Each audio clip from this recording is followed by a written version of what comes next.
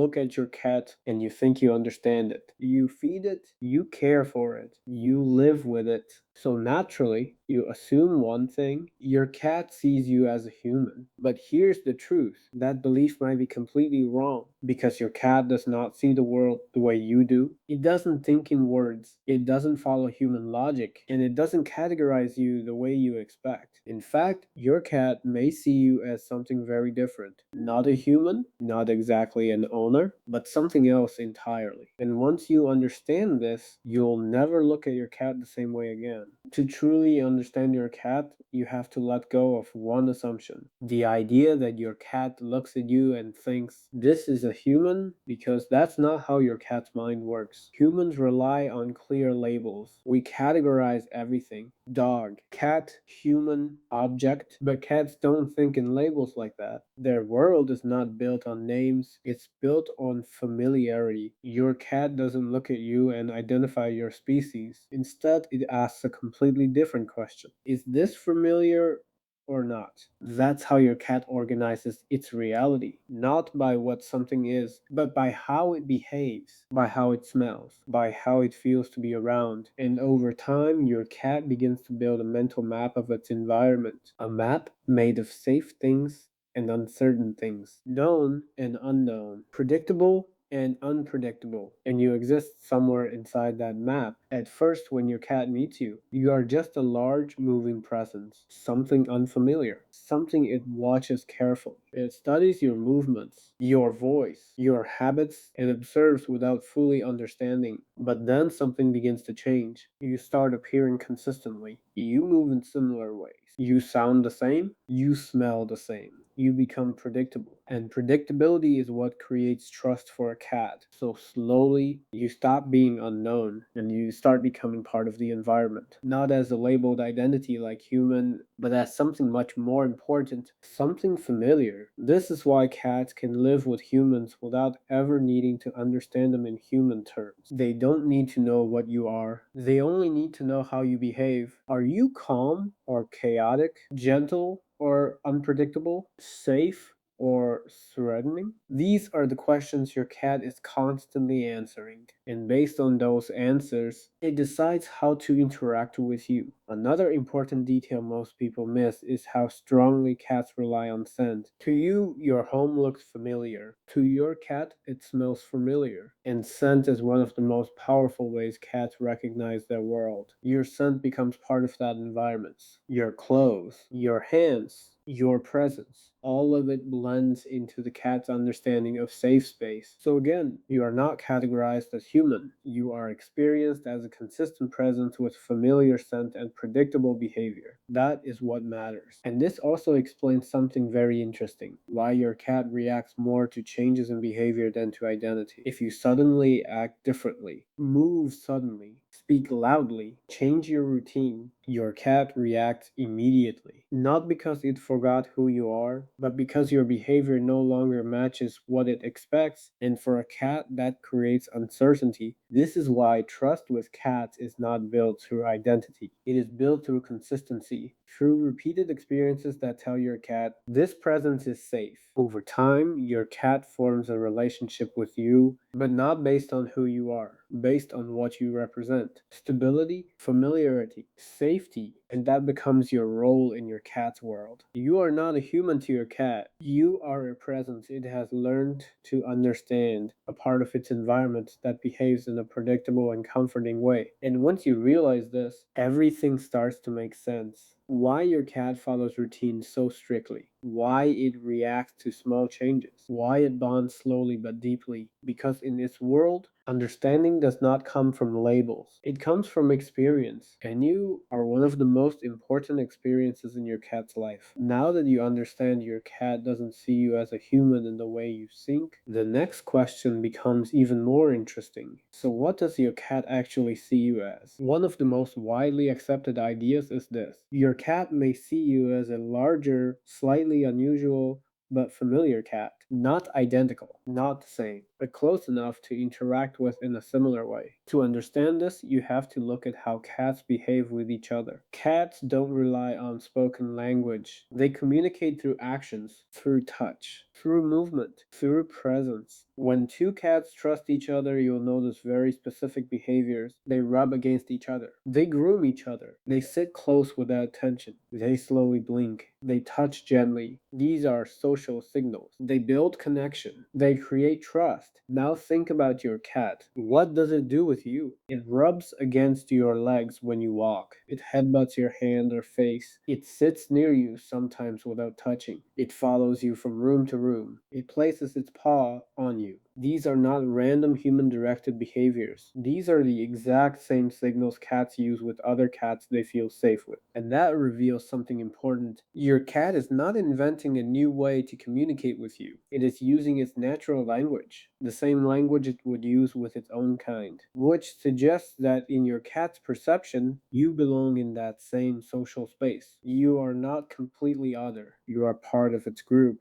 just different in size and shape. This is also why cats don't try to teach you like they would a kitten. They don't expect you to behave exactly like them. They adjust, they adapt their behavior slightly, but they still rely on their natural instincts. Another fascinating detail is how cats treat you compared to other animals. With prey, they act differently. With strangers, they act cautiously. But with you, they show relaxed social behavior. This means your cat has categorized you as something safe and socially relevant. Not a threat, not prey, not something to avoid, but something to interact with. And that interaction mirrors cat to cat relationships. Even behaviors like kneading or gently biting without aggression or placing a paw on you, these all come from early social and bonding behaviors between cats. So when your cat does these things, it is not behaving randomly. It is expressing familiarity, using a language that is natural to it. There is also something deeper happening here. Your cat is not just tolerating your presence, it is including you in its social world. And for a cat, that is a big step because cats are selective. They don't bond with everything around them. They choose carefully, and once they choose, they express that connection through behavior, not words, not obvious gestures, but small repeated actions, touch, closeness, presence. This also explains why your cat might treat you differently from other people. It may ignore strangers, avoid them, stay distant. But with you, it behaves naturally, comfortably, because in its mind, you're not just a human, you're part of its familiar circle, a safe presence it has accepted, almost like a member of its own kind.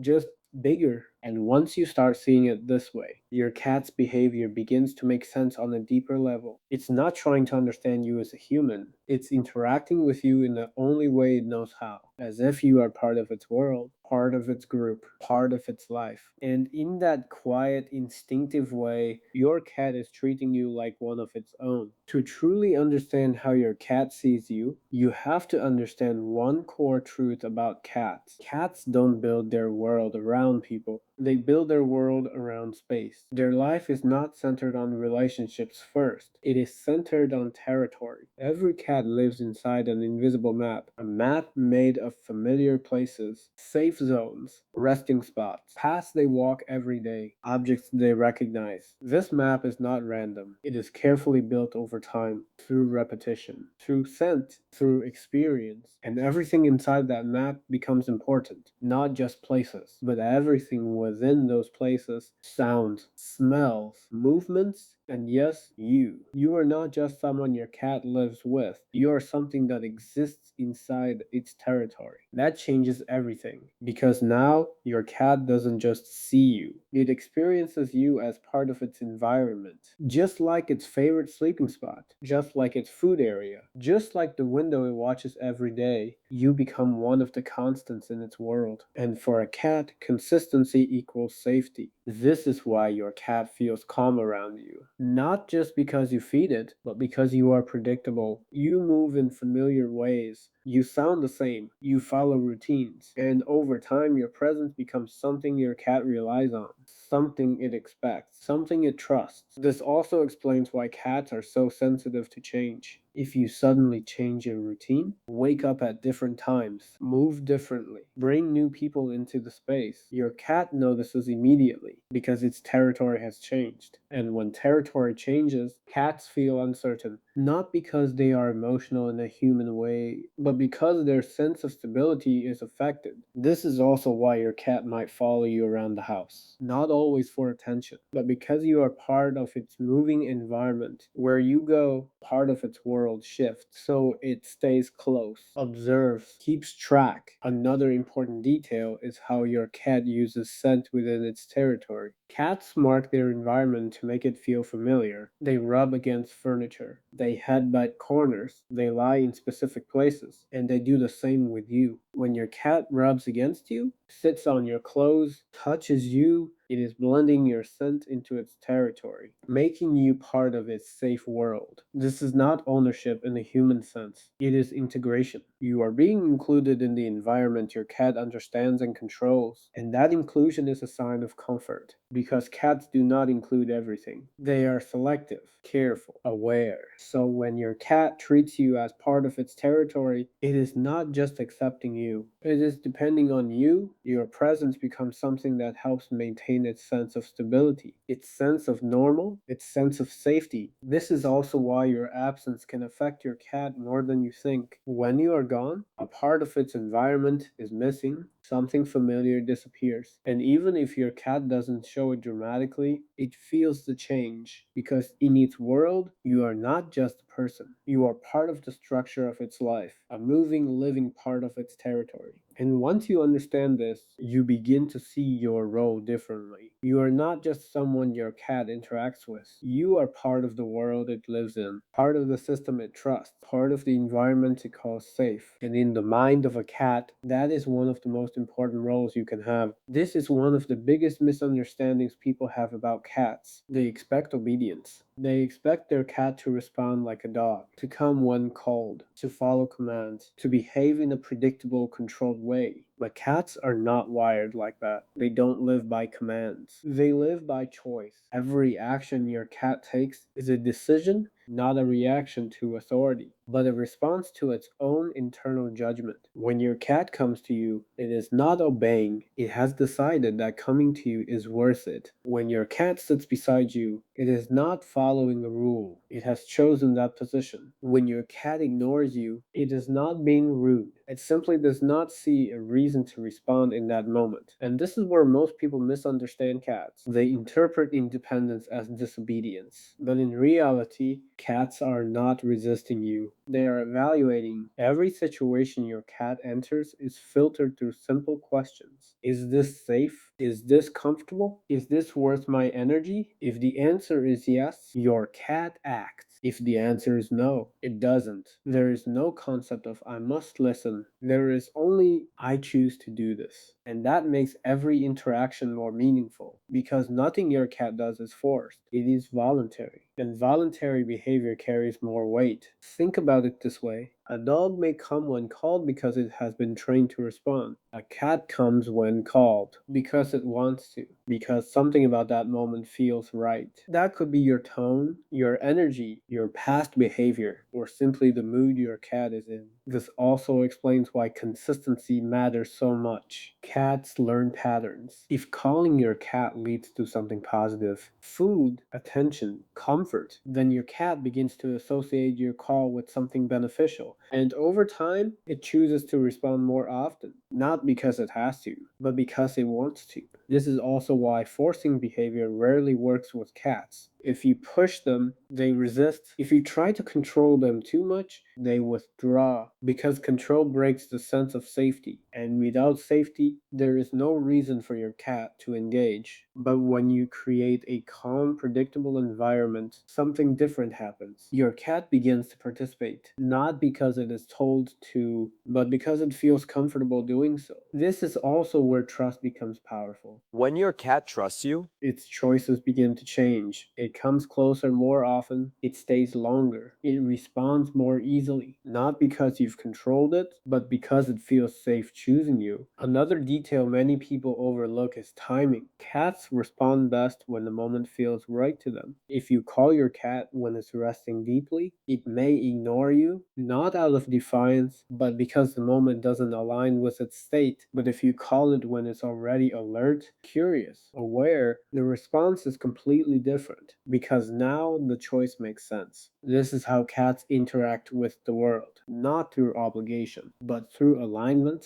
And once you understand this, your entire approach changes. You stop trying to control your cat and you start understanding it. You begin to read its timing, respect its space, recognize its decisions, and in return, your cat becomes more responsive, more connected, more present, because now the interaction is mutual, not forced, chosen. So the next time your cat comes to you, or stays beside you, or responds in a quiet way, remember this: it didn't have to, it chose to. And in the world of cats, that choice means everything. The next time your cat looks at you, don't assume you know what it sees. Because the truth is, your cat doesn't see a human the way you think. It sees something familiar, something safe, something it has chosen to trust. And that changes everything. Every time it sits near you, every time it touches you, every time it quietly stays in your presence, it's not just behavior, it's a decision. A silent choice your cat keeps making again and again. So maybe the real question isn't, what does my cat think of me? But, why does my cat choose me? And once you start noticing those small moments, you'll realize something powerful. Your cat has been telling you the truth all along, just not in words. So if you want to understand your cat on a deeper level, start watching the little things. Because in the quiet world of cats, the smallest actions carry the biggest meanings.